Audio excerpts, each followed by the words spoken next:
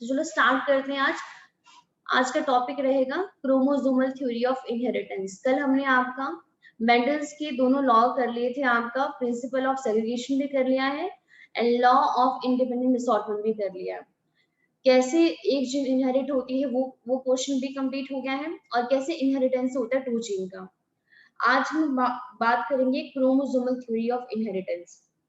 जैसे आप सबको पता है कि जो मेंडल थे, मेंडल को ना ही क्रोमोसोम के बारे में पता था, ना ही उनको जीन के बारे में पता था, ना ही उनको एलील के बारे में पता था। लेकिन जब उनका पेपर रिडिस्कवर हुआ तो बहुत सारे साइंटिस्ट हैं जिन्होंने काम करना शुरू किया। जब बाद में न्यूक्लियस डिस्कवर हुआ, न्यूक्लियस डिस्कवर कैसे हुआ? क्योंकि माइक्रोस्कोप क्या हो गए थे, काफी ज्यादा एडवांस हो गए थे। क्रोमोसोम डिस्कवर हुआ, उसके बाद हमारे पास कहते एक साइंटिस्ट है जिनका नाम है सटन। ठीक है, तो उन्होंने इंसेक्ट के ऊपर बहुत सारे एक्सपेरिमेंट दिए और उन्होंने ये देखा कि मेंडल ने जिसको फैक्टर कहा था और जिसको आज हमने डिस्कवर किया है, जिसका नाम क्रोमोसोम है, उन दोनों का बिहेवियर क्या है, काफी ज्यादा पैरेलल है। लेकिन सेम टाइम पे एक साइंटिस्ट और है जिनका नाम है थियोडोर बोवेरी। उन्होंने भी सेम टाइम पे एक्सपेरिमेंट किया था। दोनों ने अलग अलग काम किया, लेकिन जो भी दोनों ने रिजल्ट निकाला वो सेम था। इसीलिए हम कहते हैं कि जो क्रोमोसोमल थ्योरी है इनहेरिटेंस का, वो किसने दी थी? सटन एंड बोवेरी ने दी थी। और कब दी थी? 1900 के बाद ही दी थी, जब मेंडल का पेपर क्या हुआ था, रिडिस्कवर हुआ था। तो आज हम इसके बारे में ही यहाँ पे डिस्कस करेंगे। मैं आपको दोबारा बता दूं, जो क्रोमोसोमल थ्योरी है इनहेरिटेंस का, वो कुछ भी नहीं है। पूरा प्रोसेस आपका सेल साइकिल और सेल डिवीजन वाला ही है। कैसे क्रोमोसोम आपकी उनकी पेयरिंग होती है, कैसे उनका सेपरेशन होता है, कब कब क्रोमोसोम का नंबर डबल होता है, डीएनए का अमाउंट कब डबल होता है, कब वो सेपरेट हो जाते हैं। तो सारी बातें जो है हमारे पास सोटर एंड बोवेरी ने यही बातें बोली है। तो स्टार्ट करते हैं फिर आपका क्रोमोसोमल थ्योरी ऑफ इनहेरिटेंस। लेकिन सबसे पहले थोड़ा सा ये जान लेते हैं कि जो हमारे मेंडल थे, जब उन्होंने काम किया, सारी बातें उन्होंने पहले ही बोल दी थी 36 ईयर पहले, जो उसके बाद में बोली गई साइंटिस्ट ने। उसके बावजूद भी उनको रिकॉग्निशन क्यों नहीं मिला, उनका वर्क क्यों रिकॉग्नाइज नहीं किया गया? एक चीज मैं आपको और बता दूं, अगर आप बाकी बुक में देखोगे तो बाकी बुक में लिखा है कि जो मेंडल थे, उन्होंने अपना पेपर पब्लिश किया था 1866 में, लेकिन एनसीईआरटी में मेंशन है 1865। तो ध्यान रखना, आपको भी फिर यही वाली डेट याद होनी चाहिए, क्योंकि जब हमने पहले वाले जितने भी लेक्चर किए हैं, हमने उसमें ये डिस्कस किया था कि मेंडल ने 7 साल काम किया। उसके बाद 1865 में उन्होंने अपना पेपर, जहां कहाँ थे वो आपके, बर्नो में थे। हाँ, बर्नो में उन्होंने अपना पेपर दिखाया था कि मैंने ऐसे ऐसे काम किया है, जो बर्नो में एक आपकी सोसाइटी थी। उसके बाद 1866 में उन्होंने उसको पब्लिश किया था। लेकिन एनसीईआरटी में लिखा है कि उन्होंने अपना पेपर पब्लिश किया था 1865 में। तो ध्यान रखना, डेट काफी ज्यादा इंपॉर्टेंट है क्योंकि एनसीईआरटी में गिवन है। तो अब यहाँ पे कुछ पहले ये जान लेते हैं कि मेंडल का वर्क 36 या 35 ईयर्स तक क्यों रिकॉग्नाइज नहीं किया गया, उसके क्या क्या रीजन थे। तो यहाँ पे अगर हम बात करते हैं, Mendel publish his work on inheritance of character कब किया था? 1865 में।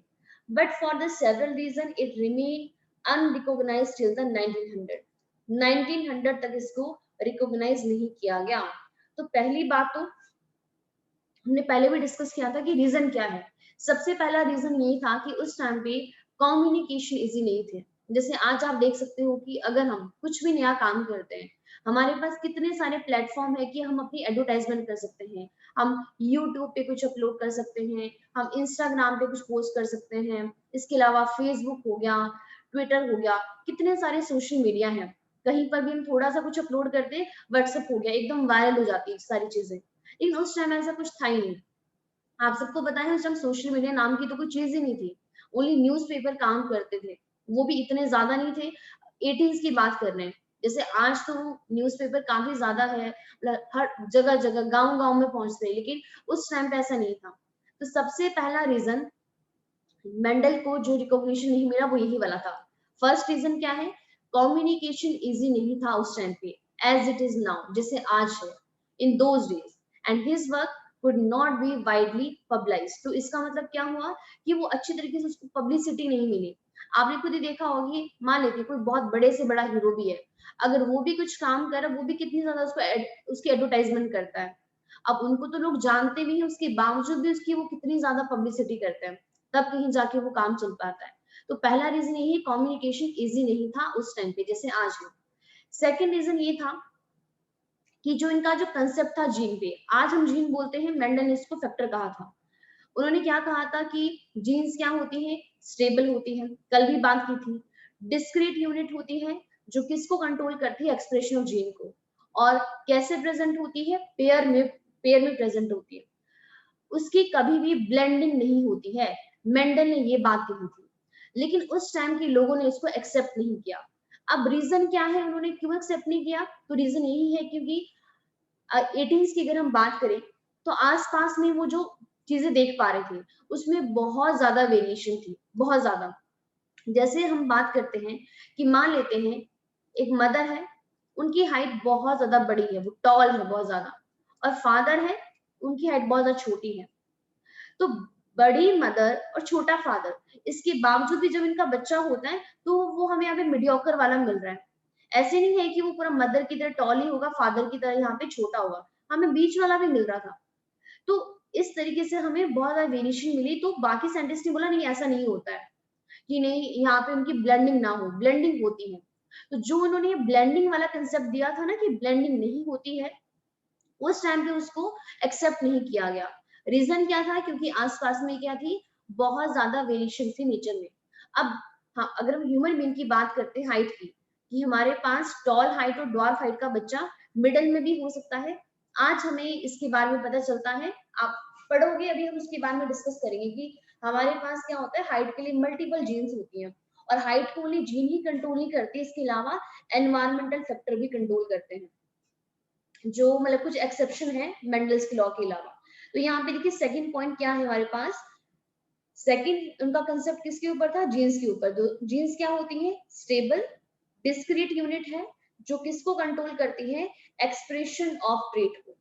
And pair of allele which did not blend, ये काफी इंपॉर्टेंट है कि उनकी ब्लेंडिंग नहीं होती है आपस में, was not accepted by these contemporaries as an explanation for the apparently continuous variations in the nature। क्योंकि वो क्या देख पा रहे थे, अपने आसपास में बहुत ज्यादा वेरिएशन देख पा रहे थे, तो उन्होंने इस चीज को एक्सेप्ट नहीं किया कि ब्लेंडिंग नहीं होती है।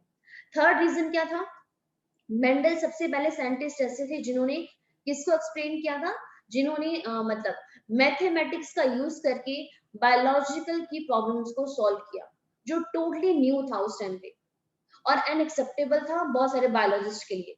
आप खुद ही सोचो, जब भी कोई चीज नई आती है और वो पहले टाइम आ रही है, तो मतलब उसमें बहुत ज्यादा चांसेस होते हैं कि उसको एक्सेप्टेंस ना मिले। धीरे धीरे एक्सेप्टेंस जरूर मिल जाती है टाइम के साथ, लेकिन जब भी कोई काम कोई नया होता है तो बहुत टाइम तक यही होता है कि हम उसको एक्सेप्ट ही नहीं करते कि अच्छा ऐसे भी हो सकता है। तो थर्ड रीजन क्या था कि मेंडल का जो अप्रोच था चीजों को सॉल्व करने का, वो क्या था, उन्होंने मैथमेटिक्स का यूज किया था। किस लिए? To explain the biological phenomena, जो टोटली न्यू था उस टाइम पे और अनएक्सेप्टेबल था to many of the biologist. तो एक रीजन ये है कि उनको अनरिकॉग्नाइज किया गया। एंड लास्ट रीजन क्या है, लास्ट रीजन ये है कि उनके पास कोई भी फिजिकल प्रूफ नहीं था, ये सबसे बड़ा मेन रीजन है। जैसे उनको नहीं पता था कि सेल के अंदर न्यूक्लियस होता है, न्यूक्लियस के अंदर क्रोमोसोम्स होते हैं, क्रोमोसोम के अंदर जीन्स होती है। उन्होंने जस्ट ओनली मैथमेटिक्स का यूज करके और थोड़ा बहुत कि हाँ गैमेट्स होते हैं, गैमेट्स के बारे में उनको पता था, लेकिन उनको ये नहीं पता था कि यहाँ पे इसका कुछ फिजिकल प्रूफ, क्योंकि उनके पास उस टाइम पे माइक्रोस्कोप अवेलेबल नहीं थे उतने हाई क्वालिटी के, जो बाद में कहीं जाके डेवलप हुए हैं। तो लास्ट रीजन क्या है, through Mendel work suggested that factor, जिसको आज हम जीन्स बोलते हैं, वो क्या है, डिस्क्रीट यूनिट है। He could not provide any physical proof, तो उनके पास कोई भी फिजिकल प्रूफ नहीं था for the existence of factor और see what they are made up of, वो किसकी बनी होती है। आज हम बता सकते हैं कि जो जीन है वो आपका डीएनए का प्लस आपको पता है हिस्टोन प्रोटीन होती है, उन्हीं के बने होते हैं क्रोमोसोम्स, और क्रोमोसोम के ऊपर जीन्स होती है, मतलब वो डीएनए का पार्ट होता है। लेकिन इनके पास इसका कोई भी फिजिकल प्रूफ नहीं था। तो ये 4 रीजन है जिसकी वजह से मेंडल को अनरिकॉग्नाइज किया गया 30 मतलब 1900 तक, 34 के 35 इयर्स तक। तो पहला रीजन ये कम्युनिकेशन रीजन ही था। और हाँ एक रीजन और भी है जो यहाँ पे मेंशन नहीं है, ये था कि मतलब जिसमें उन्होंने अपना पेपर पब्लिश किया था वो पेपर उतना ज्यादा मतलब आपका वो नहीं था कि इसको लोग बहुत ज्यादा पढ़ते हैं, ठीक है, मतलब लोकल सा पेपर था जिसमें उन्होंने उसको पब्लिश जिसमें उन्होंने उसको पब्लिश किया था। सेकंड रीजन है कि ब्लेंडिंग वाला कंसेप्ट लोगों ने एक्सेप्ट नहीं किया, क्यों? क्योंकि रेडिएशन बहुत ज्यादा थी। थर्ड रीजन है कि उन्होंने मैथमेटिक्स का यूज किया जो टोटली न्यू था। एंड लास्ट रीजन है कि उनके पास कोई भी फिजिकल प्रूफ नहीं था। तो ये सारी चीजें आपको पता होनी चाहिए। और प्लस यहाँ पे कि उन्होंने अपना पेपर कब पब्लिश किया था, 1865 में एक्सप्लेन किया था। अब आपको ये भी सारी बातें पता है कि 1900 में आते हैं 3 साइंटिस्ट। इन साइंटिस्ट के नाम हम बहुत बार कर चुके हैं, तो अब तो आपको ये ऐसे ही याद होने चाहिए। सबसे पहले साइंटिस्ट कौन थे? Hugo de Vries. क्या नाम है? Hugo de Vries. मैं आपको बता देती हूँ, ह्यूगो डी वराइस ने एवोल्यूशन के ऊपर भी एक थ्योरी दी है जिसका नाम है म्यूटेशन थ्योरी। वो आप एवोल्यूशन वाले चैप्टर में करोगे, ठीक है। उसके बाद कॉल कॉर्नस और लास्ट में आते हैं हमारे पास वॉन टेस्मा। तो इन तीनों साइंटिस्ट ने इंडिपेंडेंट रीडिस्कवर किया था मेंडल के रिजल्ट को on the inheritance of character. तो ये भी काफी इंपॉर्टेंट है कि 1900 में मेंडल का वर्क क्या हुआ था, रीडिस्कवर हुआ। अब देखिए 1900 तक आते आते और क्या चीजें हो गई थी, जो हमारे पास माइक्रोस्कोपी है, मतलब जो माइक्रोस्कोप है वो भी क्या हो गए थे, एडवांस हो गए थे पहले के कंपैरिजन में। तो जब हमारे पास माइक्रोस्कोप एडवांस हो गए, अब साइंटिस्ट को ये भी पता चल गया कि सेल डिवीजन कैसे होती है, सेल कैसे डिवाइड करता है। उनको ये भी पता चल गया कि जो हमारे सोमेटिक सेल होते हैं उसमें माइटोसिस होती है, जो हमारे जर्म सेल होते हैं वहां पे म्योसिस होती है। जब माइटोसिस होती है तो एक सेल से 2 सेल बनते हैं, जब म्योसिस होती है तो एक सेल से 4 सेल बनते हैं। तो ये सारी चीजें जैसे जैसे हमारे पास आपका माइक्रोस्कोप एडवांस हुआ, वैसे वैसे साइंटिस्ट को ये भी सारी बातें पता चलने लग गई। तो यहाँ पे क्या है, also by this time due to advancement in microscopy that were taking place, scientists were able to carefully observe the cell division. अब वो सेल डिवीजन को वहां पे देख पा रहे थे। This led to the discovery of structure in the nucleus, very very important, that appeared to be double divide just before each cell division. आप मुझे खुद ही बताइए, जो हमारा डीएनए है वो आपका सेल डिवीजन के बाद डबल होता है या सेल डिवीजन से पहले डबल होता है? आंसर दीजिए। पहले पहले होता है ना। तो यहाँ पे देखिए उसकी डिस्कवरी भी हो गई कि जो हमारा न्यूक्लियस है, न्यूक्लियस के अंदर क्या प्रेजेंट होता है, न्यूक्लियस के अंदर ही डीएनए प्रेजेंट होता है, जो कैसे पेयर होता है, डबल, ठीक है, डबल स्टैंडर्ड होता है। और वो डिवाइड होता है कब, जस्ट बिफोर ई सेल डिवीजन। जब भी सेल ने डिवाइड करना है तो सेल के डिवाइड होने से पहले क्या होता है, वो डबल हो जाता है। एंड बाद में उन्होंने इसको नाम दिया, दीज वर कॉल्ड क्रोमोसोम। और क्रोमोसोम पे इसका मतलब क्या होता है, कलर्ड बॉडी। कलर बॉडी क्यों? क्योंकि आपको पता है डीएनए तो कलरलेस होता है, लेकिन उसको देखने के लिए हम क्या करते हैं, हम उसकी स्टेनिंग करते हैं। तो स्टेनिंग करने के बाद ही हमें क्रोमोसोम्स अपीयर होते हैं, अदरवाइज वो हमें नजर नहीं आते। जब आप आगे बहुत सारे टेक्निक पढ़ोगे, लाइक इलेक्ट्रोफोरेसिस, बायोटेक्नोलॉजी में आप करोगे, उसमें हम क्या करते हैं, जो डीएनए के फ्रेगमेंट्स होते हैं ना उनको हम सेपरेट करते हैं। तो सेपरेट जब हम करते हैं तो वहां भी हम आपके डाई का यूज करते हैं। उस डाई का नाम है इथिडियम ब्रोमाइड। अगर हम डाई यूज नहीं करते हैं तो हमें कभी भी डीएनए के बैंड नजर ही नहीं आते। तो डीएनए क्या होता है, कलरलेस होता है, उसको देखने के लिए हमें स्टेनिंग करना पड़ता है। स्टेनिंग क्या होता है कि हम वहां पे किसी न किसी कलर का यूज करते हैं, जैसे इलेक्ट्रोफोरेसिस में यूज करते हैं इथिडियम ब्रोमाइड का, वो आपकी डाई होती है। तो यहाँ पे उन्होंने क्या कहा, these were called chromosomes. Chromosomes का मतलब क्या है, कलर्ड बॉडी। और उन्होंने इसको कैसे देखा, विजुअलाइज बाय स्टेनिंग, तो स्टेनिंग की हेल्प से ही देखा। अब यहाँ पे जितना भी डेटा आप पढ़ोगे, ये डेटा सारा काफी ज्यादा इंपॉर्टेंट है, इसको ध्यान से सुनना, ठीक है, क्योंकि ईयर तो आपको लर्न करने ही पड़ेंगे और साइंटिस्ट के नाम भी याद करने पड़ेंगे। अब देखिए क्या हुआ, हमने क्या कहा, 1900 तक क्रोमोस माइक्रोस्कोप एडवांस हो गए, हमें सेल डिवीजन के बारे में पता चल गया, हमें ये पता चल गया कि जब भी सेल ने डिवाइड होना है उससे पहले वो क्या होते हैं, डबल होते हैं। और क्रोमोसोम्स क्या होती है, कलर बॉडी। अगर हम क्या करते हैं, अगर हम उनकी स्टेनिंग करते हैं तो। अब 1902 में देखिए क्या हुआ, क्रोमोसोम्स की मूवमेंट भी होती है मियोसिस के टाइम पे। आप सबको पता है कि क्रोमोसोम जब हमारे पास जो एना फेज होता है उसमें क्या करते हैं, मेटाफेज में वो अलाइन होते हैं इक्वेटोरियल प्लेट पर, और जब एनाफेज होता है उनकी मूवमेंट होती है ना पोल की तरफ, ऐसा होता है। Yes, ma'am, towards the opposite pole. बिल्कुल। तो 1902 में हमें ये भी पता चल गया कि क्रोमोसोम की क्या होती है, मूवमेंट होती है कब, मियोसिस के टाइम पे, हैज बीन वर्कड आउट। तो प्लीज डेटा काफी ज्यादा इंपॉर्टेंट है, पूछ सकते हैं कि क्रोमोसोम मूव करते हैं ड्यूरिंग द मियोसिस, ये हमें कब पता चला, तो इन द 1902। फिर हमारे पास आते हैं दो साइंटिस्ट जिनके बारे में मैं आपको बार बार बता रही हूँ। एक साइंटिस्ट है वॉल्टर सटन और दूसरे है थियोडोर बोवेरी। दोनों ही साइंटिस्ट अलग अलग हैं, और ध्यान रखना दोनों ने ही अलग अलग काम किया था, साथ में काम नहीं किया था, लेकिन दोनों का रिजल्ट सेम आया था। जो बात वॉल्टर सटन ने कही थी वही सेम बात थियोडोर बोवेरी ने कही थी, दोनों का रिजल्ट सेम था, कंक्लूजन सेम था। इसीलिए हम कहते हैं कि जो क्रोमोसोमल थ्योरी है इनहेरिटेंस का, वो इन दोनों ने दिया है, दोनों का नाम लिया जाता है। तो इन्होंने नोट किया क्या क्या बिहेवियर होता है क्रोमोसोम का, और साथ में इन्होंने ये चीज देखी कि जो बिहेवियर जो है क्रोमोसोम का वो पैरेलल है किसके, बिहेवियर ऑफ जीन के।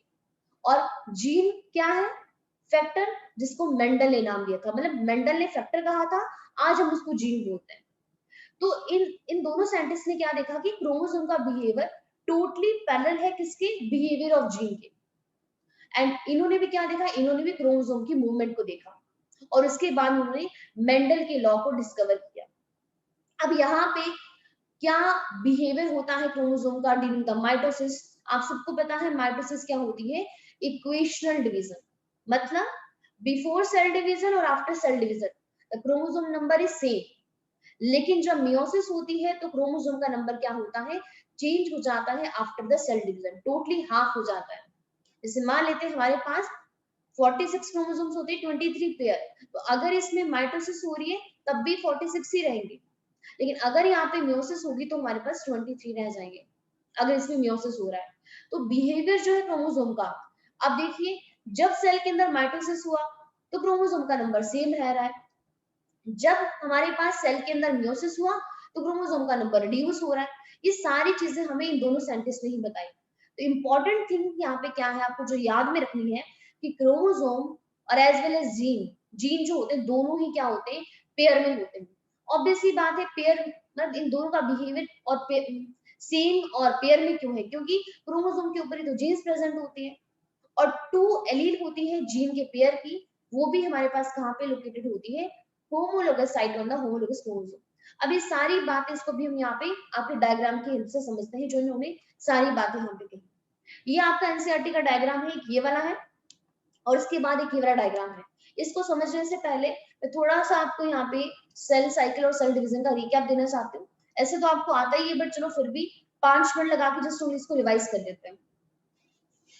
तो आपको पता है कि जो भी सेल साइकिल है उसके हमारे पास क्या होते हैं, टोटल 2 फेज होते हैं। एक होता है इंटरफेज जिसे हम नॉन डिवाइडिंग फेज कहते हैं, और इसको हम प्रिपरेटरी फेज भी बोलते हैं, क्योंकि सेल को डिवाइड करना है तो उससे पहले क्या करना, उससे पहले हमें कुछ प्रिपरेशन करनी होती है। तो प्रिपरेशन फेज को ही नॉन डिवाइडिंग फेज बोलते हैं, इसी को बोलते हैं इंटरफेज, जिसके अंदर टोटल 3 फेज आते हैं। एक आता है G1 फेज, फिर आता है S फेज और फिर आता है G2 फेज। जो हमारा इंटरफेज होता है और इंटरफेज का जो ये एस फेज होता है, इसी में ही क्या होता है, डीएनए की रेप्लिकेशन होती है, मतलब जो अमाउंट जो होता है डीएनए का वो क्या होता है, डबल हो जाता है। ये चीज हम काफी बार कर चुके हैं आपको। उसके बाद G2 फेज के बाद आता है M फेज, जिसे हम डिवाइडिंग फेज बोलते हैं, और इसी में ही बहुत सारे फेज आते हैं, प्रोफेज, मेटाफेज, एनाफेज, टेलोफेज। इस पूरे प्रोसेस को बोलते हैं कैरियोकाइनेसिस। सबसे पहले हमारे पास डीएनए का अमाउंट डबल होता है, माइटोसिस के एनाफेज में जाके क्रोमोसोम का नंबर डबल होता है, और लास्ट में सेल डिवीजन होती है जिसे बोलते हैं साइटोकाइनेसिस। तो सेल डिवीजन कहाँ पे होती है, एम फेज में, और हमारे पास डीएनए का अमाउंट कहाँ पे डबल होता है, एस फेज के अंदर होता है डबल। अब एक बार जस्ट सुनिए, पे डायग्राम देखेंगे, थ्योरी वगैरह तो आपने ये काफी बार की ही होगी पहले, ठीक है। तो आप यहाँ पे देख लीजिए, जस्ट ऐसे आपको देखने से ही काफी सारी चीजें समझ में आ जाएगी कि जो इंटरफेज है, इंटरफेज में क्या होता है कि हमारे पास जो क्रोमोसोम्स होते हैं, आप सबको पता है कि अगर हम देखो, ये हमारे पास सेल है और ये हमारे पास एनिमल सेल है, और ये क्रोमोसोम डीएनए कहाँ प्रेजेंट होता है? न्यूक्लियस के अंदर। ये हमारे पास आपका न्यूक्लियस है। तो जब सेल हमारा रेस्टिंग स्टेज में होता है, मतलब उसको भी कोई सेल डिवीजन नहीं करनी है, तो कभी भी क्रोमोसोम, जैसे हम नॉर्मली इस तरीके से क्रोमोसोम बनाते हैं, लेकिन हमें क्रोमोसोम कभी भी इस तरीके से नजर नहीं आता है जब सेल हमारा डिवाइड नहीं करता है। उस टाइम पे, जिसको आज हम इस तरीके से भी देख पा रहे हैं, ये में से धागों की तरह नजर आते हैं, थ्रेड लाइक पतले पतले धागे होते हैं, जो आप यहाँ पे देख पा रहे हो, इसको बोलते हैं क्रोमेटिन। तो क्रोमेटिन क्या होता है? थ्रेड लाइक स्ट्रक्चर होता है, जो आप यहाँ पे देख पा रहे हो। तो जब हमारे पास इंटरफेस होता है, उस टाइम पे हमारे पास हमें ऐसे नजर आता है G1 फेज में। एस फेज में क्या होता है कि जैसे अगर मैं यहाँ पे बनाऊं, इस तरीके से होता है हमारे पास क्रोमोसोम, लेकिन ये थोड़े थोड़े कंडेंस होना शुरू हो जाते हैं जब इनको सेल डिवीजन करना है। तो G1 फेज में ऐसा नजर आता है। एस फेज में क्या होता है? कुछ नहीं, बस ये बस डबल हो जाते हैं इस तरीके से, और कुछ नहीं। अभी भी लेकिन धागे ही हैं, लेकिन उन्हें जस्ट समझाने के लिए हम इस तरीके से ड्रॉ कर देते हैं। लेकिन एस फेज में भी इनका कंडेंसेशन होता नहीं है। कंडेंस होना स्टार्ट हो जाते हैं, लेकिन प्रॉपरली कंडेंस नहीं हो पाते। और यहाँ पे देखिए, उसके बाद G2 फेज में भी ऐसे ही रहता है, इसलिए यहाँ पे ये G2 फेज दिखाया गया है कि हमारे पास ये न्यूक्लियर मेम्ब्रेन है, अंदर कौन है? क्रोमेटिन है। क्रोमेटिन क्या होता है? Thread like structure. उस तरीके से अब जब इंटरफेस कंप्लीट हो जाता है, क्या स्टेट हो जाता है हमारा? आपका एम फेज। एम फेज का प्रोफेज आता है, और प्रोफेज में देखिए हमारे पास यहाँ पे जो क्रोमेटिन थे, काफी ज्यादा कंडेंस हो गए, और आप यहाँ पे अच्छे तरीके से देख सकते हो कि अब हम यहाँ पे क्रोमोसोम देखना स्टार्ट हो गए हैं। और यहाँ पे ये क्या कर चुके हैं? क्रोमोसोम के अंदर जो डीएनए मटेरियल है, वो क्या हो गया? आपका डबल हो गया है। तो यहाँ पे पर क्रोमोसोम कितने हमें क्रोमेटिड मिलेंगे बताइए? जब हमारा क्रोमोसोम आपका रेप्लिकेट नहीं हुआ है, तब पर क्रोमोसोम कितने क्रोमेटिड होते हैं? और जब क्रोमोसोम डुप्लीकेट हो जाता है, रेप्लिकेट हो जाता है, उसके बाद कितने क्रोमेटिड नजर आते हैं बताइए? हम डुप्लीकेशन से पहले 2 और डुप्लीकेशन के बाद 4। प्लीज थोड़ा जोर से बोलिए वासु। मैम डुप्लीकेशन से पहले 2 और डुप्लीकेशन के बाद 4। पर chromosome Ma'am, after application 46 from आप ये मुझे क्या आंसर दे रहे हो?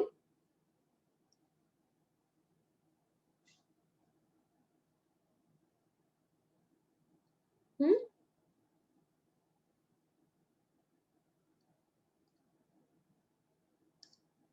हम सिस्टर क्रोमैटिड्स के बारे में बता रहा हूँ मैं, तो मतलब इंडिविजुअली जब हमारा एक क्रोमोसोम पेयर ले रहा हूँ।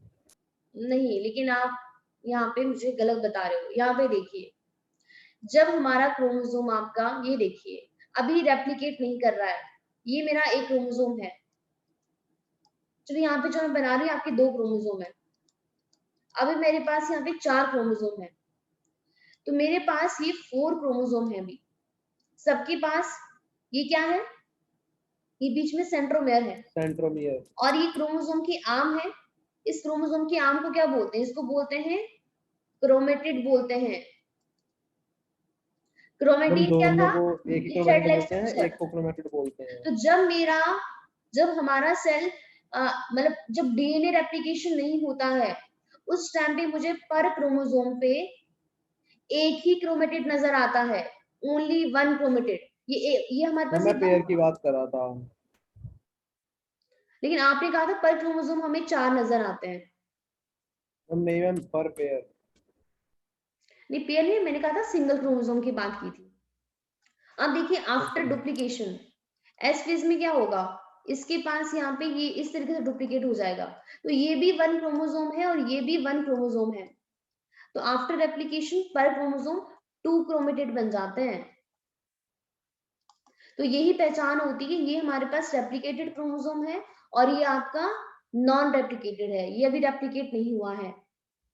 तो बिफोर रेप्लिकेशन पर क्रोमोसोम 1 क्रोमेटिड होता है, बट आफ्टर रेप्लिकेशन पर क्रोमोसोम 2 क्रोमेटिड प्रेजेंट होते हैं, जो आप यहाँ पर भी देख सकते हो, ये वाला डायग्राम भी। ठीक है, तो यही क्वेश्चन मैंने आपको भी यहाँ पे पूछा था। अगर आप यहाँ पे ध्यान से देख पाओ तो देखिए हमें प्रोफेज दिखाया गया है। यहाँ पे ध्यान से देखिए कि इसका सेंट्रोमेयर है और ये आपको आर्म्स नजर आ रही है क्रोमोसोम्स की। तो यहाँ पे देखिए ये पर क्रोमोसोम, एक आर्म ये वाली है, एक ये वाली है। तो पर क्रोमोसोम यहाँ पे 2 क्रोमेटेड है। पता है ना 2 क्रोमेटेड कैसे है? इस तरीके से क्रोमोसोम होगा। तो एक क्रोमेटेड Yes, ये ma'am. वाला हो गया, एक ये वाला हो गया। तो पर क्रोमोसोम 2 है, लेकिन बिफोर एप्लीकेशन इस तरीके से होता है, पर क्रोमोसोम ओनली 1 ही क्रोमेटेड होता है। तो इसीलिए हम इनको, जिनकी आर्म्स होती है ना विद इन क्रोमोसोम, इसको बोलते हैं सिस्टर क्रोमेटेड।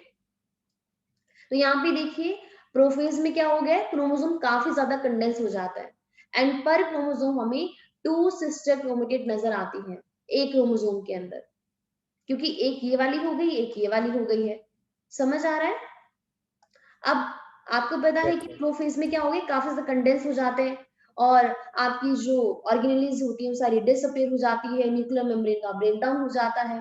ठीक है, ये सारी बातें हैं। लेकिन अभी हमें यहाँ पे समझना क्या है कि जब हमारे पास प्रोफेज के बाद कौन सी चीज आती है, मेटाफेज आती है। जितने भी हमारे पास क्रोमोसोम्स हैं वो सारे क्या होते हैं, इक्वेटोरियल प्लेट पर आके अलाइन हो जाते हैं। अब सब आपको पता है कि इसको इक्वेटर बोलते हैं और इसको पोल बोलते हैं। तो जो हमारा सेल होता है उसकी जो इक्वेटोरियल लाइन होती है, इसको हम मेटाफेज प्लेट भी बोलते हैं। सारे क्रोमोसोम वहां पे आकर क्या होते हैं, अलाइन हो जाते हैं। लेकिन किसकी बात कर रहे हैं, अगर हमारा सेल के अंदर कौन सी डिवीजन हो रही है, अगर वहां पे माइटोसिस हो रहा है तो सारे इंडिविजुअल क्रोमोसोम्स आपके अलाइन हो जाएंगे। उसके बाद एनाफेज के अंदर क्या होता है, जो हमारे क्रोमोसोम्स थे इनके अंदर हो जाती है स्प्लिटिंग। और स्प्लिटिंग किसकी होती है, सेंट्रोमेयर की। अगर मैं इस डायग्राम को देखूं ना, यहाँ पे एक सेंट्रोमेयर है, यहाँ पे दूसरा है, ये तीसरा है, चौथा, पांचवा, छठा।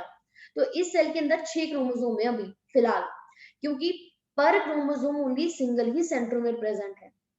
जैसे ही एनाफेज आता है तो एनाफेज में ये सेंट्रोमेयर की हो जाती है स्प्लिटिंग, जो आप देख सकते हो बी से ये आपका टूट गया। और टूटने के बाद क्या होता है, ये आपका इधर पोल की तरफ जाना शुरू कर देता है। अब पोल की तरफ कैसे जाना शुरू करता है, तो आपको पता है यहाँ पे ये क्या होते हैं, स्पिंडल फाइबर्स होते हैं। ये स्पिंडल फाइबर्स क्या करते हैं, यहाँ पे इसको पोल की तरफ खींचना शुरू कर देते हैं। और जैसे ही सेंटर में स्प्लिट होता है, यहाँ पे क्रोमोसोम का नंबर डबल हो जाता है, यहाँ पे 12 हो गया है। अब ये सारे हमारे पास आपके इंडिविजुअल क्रोमोसोम्स बन चुके हैं, जितने भी आप देख सकते हो। तो एनाफेज में देखिए क्या हुआ, यहाँ पे क्रोमोसोम का सेपरेशन हो गया है। तो अभी अभी हमने वही बात की थी कि 1902 में हमें पता चला था कि क्रोमोसोम्स क्या होते हैं, आपके सेपरेट भी होते हैं। उनकी क्या होती है, उनकी मूवमेंट होती है। तो आप देख सकते हो कि मेटाफेज में वो अलाइन थे और एनाफेज में क्या हुआ, उन्होंने पोल की तरफ इधर जाना शुरू कर दिया है। एनाफेज की बात क्या होता है, साइटोकाइनेसिस, मतलब सेल आपका डिवाइड कर जाता है तो दोनों सेल को यहाँ पे इक्वल इक्वल सारा साइटोप्लाज्मिक कंटेंट और यहाँ पे क्या मिल जाते हैं, क्रोमोसोम्स मिल जाते हैं। इसीलिए नंबर क्या रहता है, सेम रहता है। लेकिन अगर हम बात करते हैं, आपके एनसीईआरटी का डायग्राम ऐसे आपने +1 में भी किए होंगे। लेकिन अगर हम आपके मियोसिस की बात करते हैं, मियोसिस काफी ज्यादा इंपॉर्टेंट है, क्योंकि क्रोमोसोमल थ्योरी में सारी बातें आपकी मियोसिस को लेकर ही बोली गई है कि मियोसिस में क्या हो रहा है, कैसे हो रहा है, सारी। ठीक है, तो एक बार तो पहले आप इसी डायग्राम को देख लीजिए कि जो मियोसिस 1 है, मियोसिस आपका पहली बात तो 2 फेज के अंदर होता है, एक होती है मियोसिस 1 और सेकंड होती है मियोसिस 2। मियोसिस 1 को रिडक्शनल डिवीजन बोलते हैं और मियोसिस 2 को इक्वेशनल डिवीजन बोलते हैं, इसका ध्यान रखना। आप देख सकते हो हमने यहाँ पे स्टार्टिंग में एक सेल दिखाया है और 2n मतलब डिप्लॉयड दिखाया है। अगर आप यहाँ पे काउंट करो तो आप देख सकते हो यहाँ पे पर सेल कितने क्रोमोसोम है, 1 2 3 4।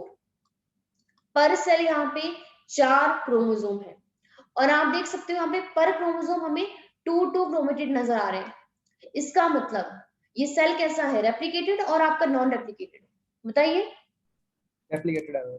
बिल्कुल रेप्लिकेटेड है। अब जब यहाँ पे हमारे पास मियोसिस 1 होती है, जैसे कहा मियोसिस के 2 फेज होते हैं, मियोसिस 1 और आपका मियोसिस 2। तो मियोसिस 1 में क्या होता है, 2 सेल बनते हैं। और जो ये 2 सेल बनते हैं, यहाँ पे देखिए क्या हो गया है, क्रोमोसोम का नंबर रिड्यूस हो गया है। अगर आप इस सेल को देखो 1 2, यहाँ पे पर सेल 2 क्रोमोसोम रह गए, यहाँ पर भी पर सेल 2 क्रोमोसोम रह गए। लेकिन इसके पेरेंट सेल के पास ये कितने थे, 4 थे। तो एकदम क्रोमोसोम का नंबर रिड्यूस हो गया, हाफ हो गया है। इसी को ही बोलते हैं रिडक्शनल डिवीजन। किसको? मियोसिस 1 को। अब मियोसिस 2 पे देखिए क्या हुआ, क्रोमेटिड पर क्रोमोसोम भी सेम है। जो यहाँ पे देखिए क्रोमोसोम से अब ये भी क्या हो गए हैं, अब ये भी डिवाइड करते हैं, ये भी 2 सेल बनाते हैं और ये भी 2 सेल बनाते हैं। अब यहाँ पे देखिए इस पेरेंट सेल के पास यहाँ पे 2 क्रोमोसोम थे, यहाँ पे देखिए यहाँ पे भी 2 है, 2 है, 2 है, 2 है। मियोसिस 2 में क्रोमोसोम का नंबर सेम रह रहा है मियोसिस 2 होने के बाद, इसको बोलते हैं इक्वेशनल डिवीजन। तो स्पेसिफिकली प्लीज याद रखना, मियोसिस 1 रिडक्शनल है बट मियोसिस 2 रिडक्शनल है। लेकिन अगर कोई कॉमनली पूछे कि मियोसिस कैसी डिवीजन होती है तो हम बोलते हैं रिडक्शनल डिवीजन। क्यों? क्योंकि पेरेंट सेल के पास 4 थे, जब यहाँ पे 4 डॉटर सेल बनते हैं तो सबके पास पर सेल 2-2 क्रोमोसोम है, मतलब टोटल यहाँ पे नंबर आपका हाफ हो चुका है। अब यहाँ पे अगर हम मियोसिस की बात करें तो इसको भी थोड़ा सा यहाँ पे देख लेते हैं, क्योंकि आपको क्रोमोसोमल थ्योरी में मियोसिस वाला ही पार्ट दिया गया है। अब यहाँ पे कुछ एक स्पेसिफिक बात करेंगे, उसको ध्यान से सुनना। जो मियोसिस 1 है, मियोसिस 1 में होमोलोगस क्रोमोसोम सेपरेट होते हैं, ये काफी इंपॉर्टेंट पॉइंट है। मियोसिस 1 में क्या होता है, होमोलोगस क्रोमोसोम सेपरेट होते हैं। और अगर हम मियोसिस 2 की बात करते हैं, वहां पर सिस्टर क्रोमेटिड सेपरेट होते हैं। ये बहुत स्पेसिफिक वो है, कंसेप्ट है, ये आपको पता होनी चाहिए। मियोसिस 1 में कौन सेपरेट हुआ है, होमोलोगस क्रोमोसोम। मियोसिस 2 में कौन सेपरेट हुआ है, सिस्टर क्रोमेटिड सेपरेट होते हैं। अब यहाँ पे डायग्राम के बेसिस पे देखते हैं। हमने कहा मियोसिस आपका 2 फेज के अंदर होता है, मियोसिस 1, मियोसिस 2। मियोसिस 1 के बहुत सारे फेज होते हैं, प्रोफेज 1, मेटाफेज 1, एनाफेज 1, टेलोफेज 1। लेकिन मियोसिस 1 का जो प्रोफेज 1 होता है वो काफी ज्यादा वास्ट होता है, काफी बड़ा फेज होता है। कौन कौन सी इसमें चीजें आती हैं? सबसे पहला आता है लेप्टोटिन, फिर आता है जाइगोटिन, पैकेटिन, डिप्लोटिन, डायाकाइनेसिस। प्रोफेज 1 का जो ये पैकेटिन स्टेज होता है, यहाँ पर हो जाती है क्रॉसिंग ओवर, जो शायद यहाँ पे दिखाया भी गया है, ये देखिए। इस डायग्राम में जो आप देख सकते हो यहाँ पे, ये क्या हो रहा है हमारे पास, जो होमोलोगस क्रोमोसोम्स होते हैं, ये वाले देखिए, ये आपस में क्या है, होमोलोगस क्रोमोसोम है। और होमोलोगस क्रोमोसोम्स की ये जो नॉन सिस्टर क्रोमेटिड्स होती हैं, नॉन सिस्टर क्रोमेटिड में मटेरियल क्या होता है, एक्सचेंज हो जाता है, उसी को बोलते हैं क्रॉसिंग ओवर होना। तो वो कब होते हैं, प्रोफेज 1 के पैकेटिन स्टेज में जाकर होते हैं। अब यहाँ पे मेटाफेज में, अब ध्यान रखना, देखिए यहाँ पे क्रोमोसोम की पेयरिंग हो गई है, अगर आप ध्यान से यहाँ पे देख पाओ। अब ये सारे के सारे पेयर्ड क्रोमोसोम, अब यहाँ पे देखिए पेयर्ड क्रोमोसोम्स अलाइन है मेटाफेज प्लेट में, मेटाफेज 1 में। लेकिन अगर हम माइटोसिस की बात कर रहे थे, वहां पे इंडिविजुअल क्रोमोसोम्स ऐसे अलाइन थे आपके, इंडिविजुअल। लेकिन यहाँ पे देखिए क्रोमोसोम का पेयर अलाइन है, ध्यान से देखिए, ये ब्लू वाला रेड वाला दिख रहा है ना आपको। तो होमोलोगस के पेयर क्रोमोसोम्स कैसे लाइन अप है मेटाफेज की प्लेट में, होमोलोगस का पेयर अलाइन है। अब एनाफेज 1 में देखिए यहाँ पे क्या हुआ है, यहाँ पे होमोलोगस का पेयर अलाइन था, तो यहाँ पे पेयर ही आपका सेपरेट हो गया है, यहाँ पे देखिए।